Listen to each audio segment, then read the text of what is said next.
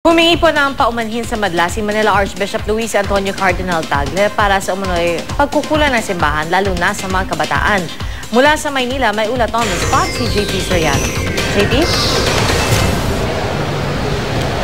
Pia, sa pagpapatuloy ng Philippine Conference on New Evangelization o PCNE na ginaganap ngayon dito sa UST ay nagsorry o humingi ng kapatawaran si Manila Archbishop Luis Antonio Cardinal Tagle sa mga non-Christians. Humingi rin Pia ng kapatawaran itong si Cardinal Tagle sa mga kapuspalad, mga kabataan at kababaihan. Ayon kay Cardinal Tagle, Pia, humihingi raw siya ng kapatawaran sa ngalan ng mga Katoliko at sa alaala ni Blessed Pope John Paul II.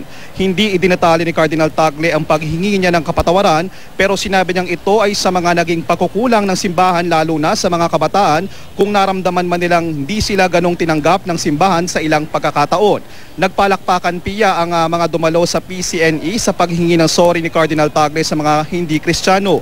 Kinamayan at inakap pa ni Tagle ang leader at obispo ng iba't ibang reliyon na narito sa PCNE pagkatapos ng interfaith prayer kanina pagkatapos ng kanyang talumpati. Ang paghingi ng sorry ni Cardinal Tagle hinangaan din ng iba pang pari ng simbahang Katoliko at ibang reliyon na narito sa PCNE. Isa raw itong patunay na malawak ang pag-unawa ng kardinal at mapagkumbaba.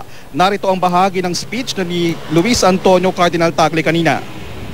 The name of my brothers and sisters in the Catholic Church and even the Christian communities, I beg for pardon. We want to say how sorry we are for the sins, the hurts that we have inflicted on non-Catholics and non-Christians. We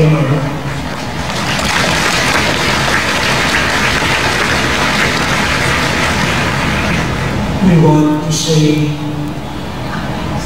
we want to ask forgiveness to the poor that have been neglected, the hungry, the thirsty, that we did not see or hear.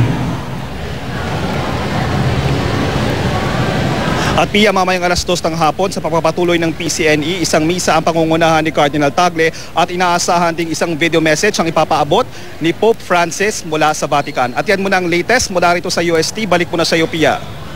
Maraming salamat, JP Soriano.